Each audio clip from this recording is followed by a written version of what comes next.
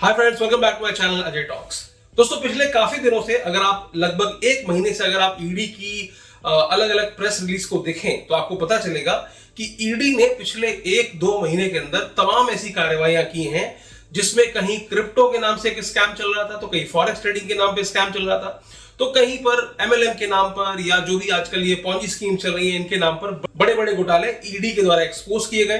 कुछ पुराने मामले थे, 6-6 हजार करोड़ तक के मामले हमने देखे हैं, तो कुछ नए मामले जो कि अभी भी चल रहे हैं, वर्तमान में भी चल रहे हैं, इनके ऊपर लगातार कार्रवाई जो है वो ईडी के द्वारा की जा रही है। ऐसी ही एक कार्रवाई निकल करके आ रही है जहां पर ईडी ने 28 फरवरी 2025 को दिल्ली के इंदिरा गांधी एयरपोर्ट से 2 लोगों को गिरफ्तार किया है। बताया जा रहा है इन दोनों का संबंध 3500 करोड़ से अधिक के एक पॉन्जी स्कीम से है। मतलब ये लोग एक 3500 करोड़ से अधिक का एक स्कैम चला रहे थे जिसको नाम दिया गया क्लाउड पार्टिकल स्कैम।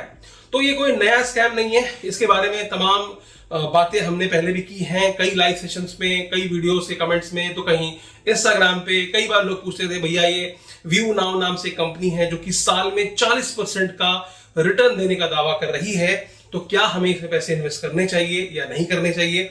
और कमोबेश में हर बार ये कहता था कि भाई 40% एक अविश्वसनीय तरह से एक बहुत ही हाई रिटर्न है, और तमाम इस तरह के जो पास्ट में हमारे एग्जांपल्स रहे हैं वो यही रहे हैं कि जहां पर इतना इतना अगर रिटर्न दिया जा रहा है तो कहीं ना कहीं वो पॉन्जी स्कीम ही निकलती है और अंत में लोगों का करोड़ों रुपए का नुकसान हो जाता है। और ऐसा ही कुछ इस केस में भी होता हुआ दिख रहा है। हालांकि जो इसके इन्वेस्टर्स हैं वो आज भी आशावादी हैं, उनको लगता है कि हमारे पैसे वापस आएंगे, क्योंकि उनको कंपनीज के टॉप मैनेजमेंट या जो कंपनी के अपलाइंस होते हैं जिनके द्वारा लोगों को जोड़ करके इन कंपनीज में उनसे पैसे इन्वेस्ट कराए जाते हैं, वो आज भी यही विश्वास दिलाते रहते हैं ताकि लोग जो है वो इन लॉ इन्फोर्समेंट एजेंसीज के पास में जाकर के केस दर्ज ना कराएं, उनकी मुसीबतें और ना बढ़ें, और उनको विश्वास में लेकर के धीरे धीरे सांत्वना देते रहते हैं कि तुम्हारे पैसे आएंगे, अभी तो मिलेगा पैसा, ताकि वो लोग एफआईआर दर्ज ना कराएं।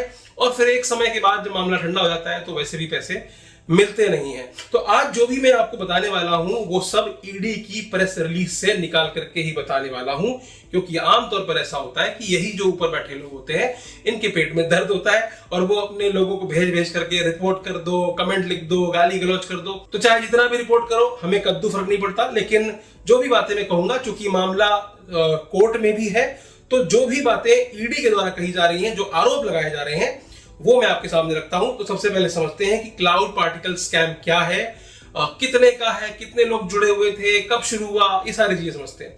तो सबसे पहले तो आप समझो कि ये जो क्लाउड पार्टिकल स्कैम है, ईडी के द्वारा बताया गया कि इसमें 1 लाख से अधिक निवेशक, बताया जा रहा है कि 1 लाख से अधिक निवेशकों से 3558 करोड़ रुपए से अधिक की जो है रकम उसकी हेराफेरी की गई है, और इन पैसों का इस्तेमाल महंगी कारों को खरीदने में, सोने चांदी हीरे है ना, और अन्य महंगे सामान खरीदने में किया गया है। और बताया जा रहा है कि जो कंपनी के मालिक हैं सुखविंदर सिंह, जिनको गिरफ्तार किया गया है, उनके तार जो है वो उनके कई सारी प्रॉपर्टीज उन्होंने दुबई में खरीद रखी हैं। जैसा कि मैंने देखा है कि पिछले सारे केसेस में दुबई से कनेक्शन जरूर होता है लोगों का।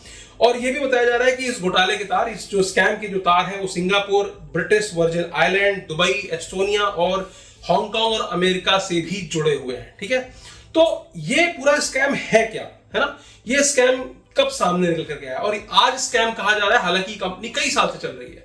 तो आज अचानक से ये स्कैम कैसे हो गया, और इसके बारे में जानते हैं। तो सबसे पहले समझ लो कि ये कोई नई कार्रवाई नहीं है, इससे पहले भी कई कार्रवाइयां इस कंपनी में हो चुकी हैं।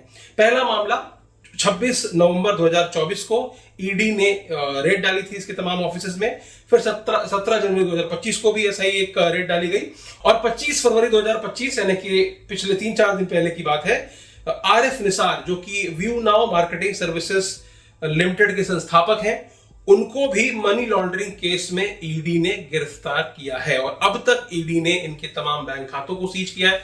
बताया जा रहा है कि 73 से ऊपर बैंक खाते कंपनी ईडी के द्वारा कंपनी के फ्रीज किए गए हैं, उसमें सैकड़ों करोड़ रुपए भी बरामद किए गए हैं।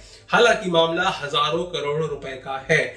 अब पैसा उनके पास है या नहीं, इसके बारे में ऐसा ईडी का कहना है कि इनकी जो पत्नी है, जिनका कि व्यू नाउ ग्रुप में कोई रोल नहीं है, बावजूद इसके व्यू नाउ ग्रुप ने तमाम सारी शेल कंपनियां बनाई और उन पैसों को जो कि निवेशकों के द्वारा दिए गए, उन पैसों को शेल कंपनियों के द्वारा अपनी पत्नी के खाते में, जो कि उनके निजी बैंक खाते हैं और साथ में उनकी जो कंपनियां हैं, खरौर films LLP, fruit chart entertainment private limited जैसे तमाम सारे और शेल कंपनीज जो हैं और जो दूसरे बिजनेसेस हैं, उनमें वो पैसा ट्रांसफर करके, पैसों को रोटेट करके निकाल लिया गया और उसका इस्तेमाल जो है पर्सनल यूसेज के लिए किया गया। अब कंपनी ने पैसे लोगों से क्यों लिए थे, इसको समझने की कोशिश करते हैं, क्योंकि वहीं से आपको पता चलेगा कि क्लाउड पार्टिकल स्कैम्स को क्यों कहा जा रहा है। तो सबसे पहले, कंपनी आज की नहीं है, 2016 में कंपनी की शुरुआत होती है। कंपनी कहती है कि हम एक IT इंफ्रास्ट्रक्चर प्रोवाइड करने वाली कंपनी है। कंपनी ने बताया कि भैया देखो, ऐसा है कि अब डेटा का ज्यादा इस्तेमाल किया जा रहा है और जिस हिसाब से डेटा इस्तेमाल किया जा रहा है उस हिसाब से उसके स्टोरेज की जगह चाहिए, तमाम सर्वर्स चाहिए, डेटा सेंटर चाहिए। तो उन्होंने कहा कि हम जो है एज डेटा सेंटर नेटवर्क खड़ा करने वाले हैं। उन्होंने बताया कि वो 750 से अधिक डेटा सेंटर खड़ा करने वाले हैं देश के तमाम हिस्सों में। इनफैक्ट यूपी के तो एक इन्वेस्टर समिट में 17,000 करोड़ से अधिक के इन्वेस्टमेंट के लिए MOU तक साइन कर लिया। मतलब भारत सरकार के साथ में MOU साइन किया कि हम यूपी के कोने कोने में डेटा सेंटर स्थापित करेंगे और यहां से जो है लोगों में रोजगार पैदा होगा, इतना पैसा हम इन्वेस्ट करेंगे। इस तरीके से कंपनी सामने निकल के आई। अब कंपनी को चाहिए कैपिटल, पैसा चाहिए भाई, इंफ्रास्ट्रक्चर खड़ा करना है तो पैसा चाहिए। तो कंपनी ने एक स्कीम निकाली, किसके लिए? इन्वेस्टर्स के लिए, कि आप एक काम करो, इक्विपमेंट आप खरीदो। मतलब हम आपसे कहेंगे, एक कॉस्ट बता देंगे कि आप हमारे लिए इक्विपमेंट खरीदो और उसके बाद हम उस इक्विपमेंट का इस्तेमाल, यानी कि जो डेटा सेंटर का इस्तेमाल है, उसको हम आगे रेंट पर दे देंगे, जिससे कि जो रेंट मुनाफा हमें होगा उस मुनाफे से हम आपको मंथली रेंटल पे किया करेंगे। इस मॉडल को जो है SLB मॉडल कहा जाता है, यानी कि sales and lease back model. और जब ये प्रेजेंटेशन देते हैं उस समय ये इंडिगो एयरलाइन का भी एग्जांपल देते हैं, क्योंकि इंडिगो एयरलाइन ने भी इस तरीके से बाहर से पैसा इकट्ठा किया था, इन्वेस्टर से पैसा इकट्ठा किया था, लेकिन वो एक MLM स्कीम नहीं थी, वो एक पॉन्जी स्कीम नहीं थी। तो SLB को अगर आपको समझना हो तो उसको मैं आपको एक जनरल उदाहरण से समझाता हूं। जब भी कभी कोई मॉल खुलता है तो आपने देखा है ना कि मूवी थिएटर है, आपने देखा बड़े बड़े ऊपर रेस्टोरेंट्स का पूरा स्पेस होता है, या कोई बड़ी कंपनी या कोई बैंक होती है तो वो लोग स्पेस खरीदते नहीं है, तो वो क्या करते हैं, वो पूरा का पूरा स्पेस उनको रेंट पर चाहिए होता है। लेकिन जो मॉल वाले, अब इतना बड़ा कोई फ्लोर तो खरीदेगा नहीं। मान लीजिए वहां पर क्या है कि 1 लाख स्क्वायर फीट का पूरा एक पूरा एरिया है, मान लीजिए फ्लोर है पूरा। अब वो 1 लाख स्क्वायर फीट के छोटे छोटे टुकड़े किए जाते हैं। भाई 100 स्क्वायर फीट इसको बेच दिया, 200 उसको बेच दिया, 500 उसको बेच दिया, 1000 उसको बेच दिया, और ऐसे करके वो जो रियल एस्टेट कंपनी है वो पैसे जुटाती है उस पूरे प्रेमाइसेस को बनाने के लिए। और साथ में खरीदार को ये कहती है कि आपने प्रॉपर्टी खरीद ली, आपका 100 स्क्वायर फीट है, पर वो आप बंद तो कर नहीं सकते क्योंकि हमने तो बैंक को देना है ना, आप वहां पे मालिक तो हो, पर आपको क्या मिलेगा, एक रेंट मिलेगा। ठीक है, तो आपने हमारे यहाँ एक 100 स्क्वायर फीट की जमीन खरीदी और अब आपको इसके एवज में रेंट मिलता रहेगा, और उसका एक रेंटल एग्रीमेंट जो है वहां बना लिया जाता है और उसमें तमाम सारे क्लॉज होते हैं, इतने साल में रिवाइज होगा, दिस एंड दैट। लेकिन उसको रेंट पर किसको देना है, उसका रखरखाव कैसे करना है, वो सारी जिम्मेदारी वो रियल एस्टेट कंपनी खुद के पास रखती है। तो आपका काम सिर्फ इतना था कि आपने 10 लाख रुपए देकर के एक छोटी सी जमीन का टुकड़ा वहां पे लिया जो कि लॉकेबल नहीं है। आपका जो भी वो उस जमीन का जो भी इस्तेमाल है, जो रेंटल है, वो रियल एस्टेट कंपनी कर रही है। आपको सिर्फ उस रेंटल से आए हुए मुनाफे, आपको वो भी नहीं पता कि भैया रेंटल कितने पे दिया उसने आगे, आपको आपके एग्रीमेंट के हिसाब से पैसे मिलते रहेंगे। ठीक इसी मॉडल से इस कंपनी ने भी यही बोला, व्यू नाउ ग्रुप ने भी यही बोला कि हमारे पास बड़े बड़े डेटा सेंटर्स हैं, हम डेटा सेंटर्स जो है खोल रहे हैं और वहां पर आपको क्या करना है, आपको छोटे छोटे पार्टिकल्स खरीदने हैं। ठीक है ना, आप जो मिनिमम 4 पार्टिकल तक खरीद सकते हैं, तो आप 4 पार्टिकल खरीदने के लिए आपको 1.5 लाख रुपए खर्च करने पड़ेंगे। तो 1.5 लाख के पार्टिकल आप खर्च कीजिए, खर्च करके आपके 4 पार्टिकल हो गए। अब पार्टिकल घर तो लेके आओगे नहीं, डेटा सेंटर है वहां पर जो क्लाउड नेटवर्क पूरा बना हुआ है, पूरा डेटा सेंटर में जो सारे जो पार्टिकल्स हैं, अलग अलग पार्टिकल्स हैं, लाखों की संख्या में होने चाहिए कायदे से तो वहां पे। ठीक है, तो 4 पार्टिकल आपने खरीद लिए और आपको कहा गया कि 1.5 लाख रुपए अगर आपने लगाए हैं तो आपको मंथली 5,112 रुपए का रेंटल घर बैठे आता रहेगा। आपको कुछ देखने की जरूरत नहीं है, आपको कुछ समझने की जरूरत नहीं है, इसका मेंटेनेंस भी हम करेंगे। आगे हमको ये जो क्लाउड पार्टिकल है किसको रेंट पर देना है, ये भी हम ही डिसाइड करेंगे, थर्ड पार्टी को हम रेंट पर देंगे, उससे आए हुए पैसों का मुनाफा आपके साथ शेयर किया जाएगा। ऐसे ही और स्कीम थी कि अगर आप 20 पार्टिकल खरीदना चाहते हैं तो आप 7.5 लाख रुपए दीजिए, तो आपको मंथली 26,700 रुपए आएगा। ऐसे ही 40 पार्टिकल खरीदते हैं तो 15 लाख से ऊपर आपको इन्वेस्ट करना है और 56,000 रुपए आएगा। आपको बता देता हूं, यहां पर लोगों ने करोड़ों रुपए खर्च करे हैं, करोड़ों रुपए इन्वेस्ट किए, मैं ये कहूंगा।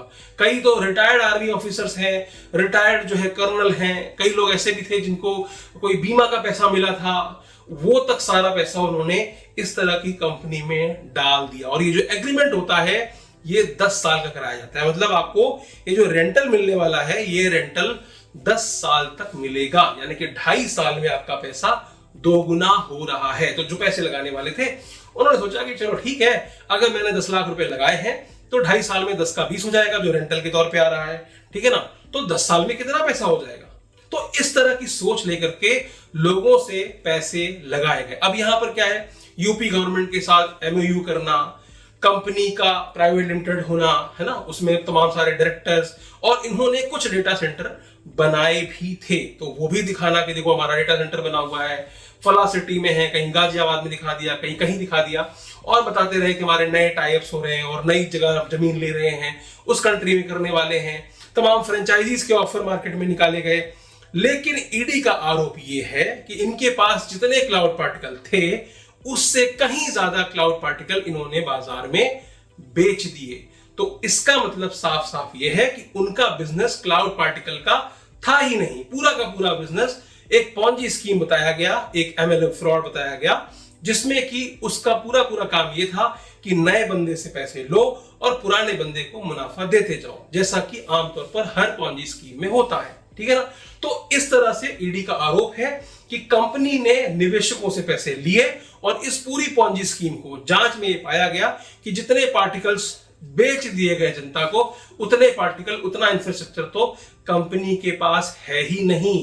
तो कहां से वो, जैसे कि वो है ना, मैंने बताया ना रियल एस्टेट वाला एग्जांपल, पूरा का पूरा फ्लोर बेचना है, 1 लाख स्क्वायर फीट का फ्लोर है, और पता चला कि उस कंपनी ने 50 लाख स्क्वायर फीट बेच दिया लोगों को, और लोगों का हम तुमको रेंट देते, तो रेंट देंगे कहां से? कोई बैंक तो आएगी नहीं ना वहां पर, कोई और रिटेल स्टोर तो वहां आएगा नहीं ना रेंटल देने के लिए वहां पर। तो जब बिजनेस ही नहीं हो रहा है, रेंटल ही नहीं मिल रहा है, तो तुमको पैसे कहां से रिटर्न देगा, ये बताओ पहले आप।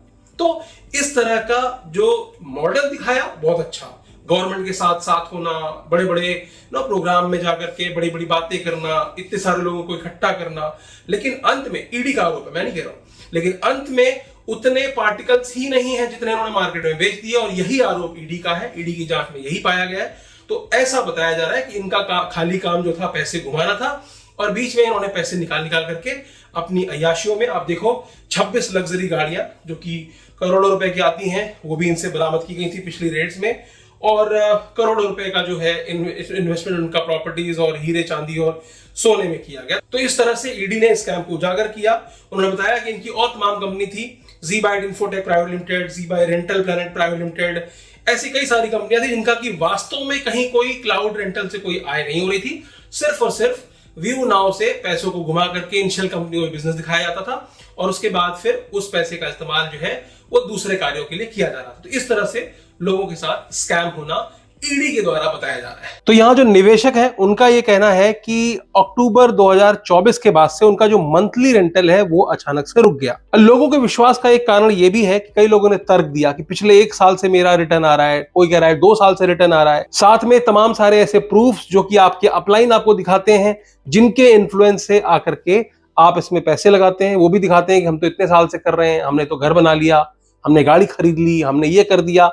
तो यहां पर लोग उसमें पैसा इन्वेस्ट कर देते हैं, और एक बार जहां 2, 4, 6 महीने की रेंटल आनी शुरू हुई, यहां पर लोगों ने और ज्यादा इन्वेस्टमेंट शुरू कर दिया। यानी कि जिसने पहले टेस्टिंग के तौर पर 1.5 लाख रुपए लगाए थे, जिसको 5-5 हजार रुपए मंथली मिलने शुरू हुए, सब पॉन्जी स्कीम में यही होता है, क्योंकि शुरुआत में पैसे मिलने शुरू होते हैं तो यहां पर कमा के कोई जाता नहीं है, लोग उस पैसे को भी री इन्वेस्ट कर देते हैं, अपने परिवार से भी पैसा ला करके लगा देते हैं, अपने दोस्तों रिश्तेदारों से भी पैसा लेकर के यहां लगवा देते हैं, कई कई ऐसे एजेंट्स भी मिले हैं जिन्होंने 30-30 करोड़ रुपए भी अपने दोस्तों के इस तरह के स्कैम में लगाए हैं। तो अभी तक की जो जांच है उसमें तो 3500 करोड़ बोला जा रहा है, हालांकि पहले इसको 2200 करोड़ का स्कैम बोला जा रहा था।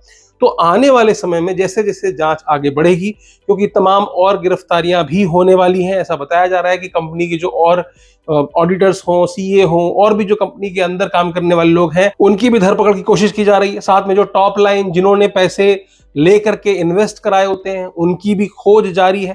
तो आने वाले समय में और इस तरह के समाचार देखने को मिलेंगे, लेकिन इंपॉर्टेंट ये है कि लोगों का क्या, लोगों के पैसों का क्या।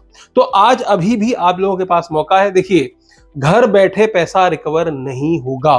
पिछले कितने स्कैम्स, जो मैंने कितने स्कैम्स एक्सपोज किए, स्कैम रिपोर्टर हो, साहिल हो, ऐसे 3-4 और चैनल हैं जो पिछले लगातार काफी दिनों से इसको एक्सपोज कर रहे हैं, काफी गालियां खा रहे हैं। लोग जाके उनके चैनल्स पे नेगेटिव रिव्यू डालते हैं, गालियां देते हैं। किस लिए? क्योंकि वो एक सच को एक्सपोज कर रहे थे। तो तमाम डिस्कशन, कई घंटों का रिसर्च उनके चैनल पे भी पड़ा हुआ है, जाकर के आप देख सकते हो। तो अगर आप अभी भी आशावादी हो कि कोई रिटर्न आने वाला है, तो देखो ऐसा होता है कि ईडी कोई लिस्ट लेके तो बैठी नहीं है कि हाँ ये इन्वेस्टर है, और ना ही ये लोग उनको लिस्ट देंगे। देखो यार, सिंपल सी बात है कि अगर आपसे लिया हुआ पैसा इन्होंने बाहर निकाल दिया है, ऐसा सुनने में आया कि उन्होंने क्रिप्टो में इन्वेस्ट कर दिया है पैसा ले जाकर के, तो क्या लगता है आपको कि ये कोई रियल लिस्ट ईडी को देने वाले हैं क्या? कि नहीं नहीं, ये 1 लाख लोगों की लिस्ट हमारे पास तैयार है, ये लीजिए भाई साहब 1 लाख लोगों की लिस्ट जो है। क्योंकि इसमें क्या होता है ना, बहुत लोगों ने कैश में पैसा डाला हुआ है ना। कई लोगों ने हो सकता है डायरेक्ट कंपनी को पैसा ना दिया हो, कई लोगों ने जो उनकी शेल कंपनी उनके थ्रू पैसा दिया हो। क्योंकि इस तरह के जो स्कैम होते हैं, इसमें कई सारे लोग इसका फायदा इस तरह से भी उठाते हैं कि अपने ब्लैक मनी को व्हाइट मनी करने के लिए उनको लगता है कि यार ये कुछ अनअकाउंटेड पैसा पड़ा हुआ है, यहां डाल के 40% कर लो, तो वो लोग शिकायत करने आगे आते नहीं, उनका पैसा कभी रिकवर होता नहीं। लेकिन ऐसे तमाम सारे लोग फंसे हुए हैं जिन्होंने लोन तक लिया है, उधार तक लिया है। तो आपको आगे आना पड़ेगा, आपको इनके खिलाफ रिपोर्ट करनी पड़ेगी। ईडी में जो कि जांच कर रही है, वहां पर अपनी रिपोर्ट दर्ज कराएं, बताएं क्या हुआ था, कैसे हुआ था, और कानूनी सलाह लें। देखो, मैं कोई कानूनी सलाह तो दे नहीं सकता, तो आपको क्या करना पड़ेगा इसके लिए? आपको इसके लिए वकील हायर करना पड़ेगा। वकील हायर करने के लिए भी पैसे देने पड़ेंगे, क्योंकि आजकल जो है वकील जो है वो कंसल्ट करने के भी पैसे लेते हैं, उसके बाद आपको कोई सलाह देंगे। एक बार ऐसे एक स्कैम था, इसको एक्सपोज किया था हाई बॉक्स का। उसमें जब मैं डीसीपी सर से मिला तो उनका भी राय ये थी कि कई सारे ऐसे वकील हैं, जैसे कि प्रशांत भूषण टाइप के वकील हैं, जो बड़े बड़े ऐसे इस तरह के केस को फ्री में लड़ते हैं, है ना, मतलब वो चैरिटी के तौर पे लड़ते हैं।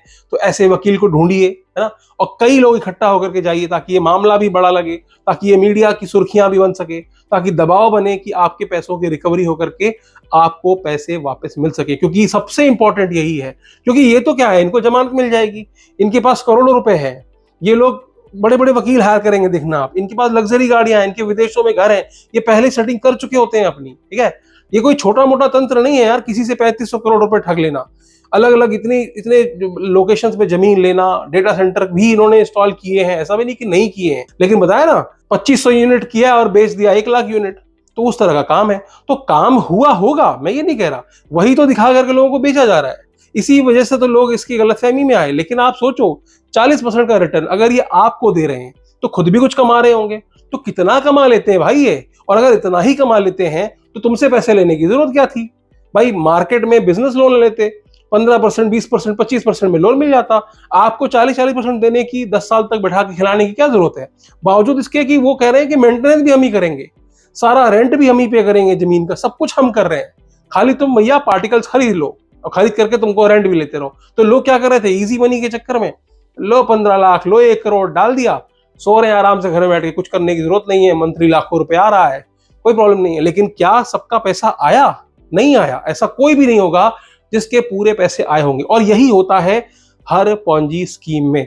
तो अभी भी वक्त है, इस केस में अपनी आवाज उठाइए, लोग इकट्ठा होइए। जैसे कि आप बड़े बड़े सेमिनार्स में जाते हैं इनके प्रेजेंटेशन लेने के लिए, वैसे ही आप लोगों को इकट्ठा होना पड़ेगा। बिना इकट्ठा हुए घर में आकर के कोई पैसा देने वाला नहीं है। तो आज की वीडियो में आपको फिर से वही सीखने के लिए जो मैं अपने तमाम वीडियो में बता चुका हूं कि पॉन्जी स्कीम्स में पैसे मत डालो, हमेशा डूबेंगे ही डूबेंगे। बहुत सारे लोग जानते भी हैं कि ये स्कैम है, लेकिन सोचते हैं कि हमारे निकल आए बस, ठीक है ना। तो कभी भी धप्पा हो सकता है, कभी भी प्रशासन की नजर पड़ सकती है, कभी भी कोई यूट्यूबर उठ करके बता सकता है कि ये स्कैम है, और वहीं से जो है नेगेटिविटी फैल सकती है और नया इन्वेस्टमेंट बंद हो सकता है। नया इन्वेस्टमेंट बंद होना मतलब कि पॉन्जी स्कीम का मर जाना। 50 बार बता चुका हूं, नहीं समझते कोई बात नहीं। बाकी आज की वीडियो में सिर्फ इतना है, फिर मिलेंगे किसी और वीडियो में। वीडियो अच्छी लगी तो लाइक कर दीजिएगा, चैनल पर नए हो सब्सक्राइब करते हुए जाइएगा। और अंत में एक ही बात कहूंगा, हंसते रहिए, मुस्कुराते रहिए, साइबर अपराधों से सुरक्षित रहिए। धन्यवाद।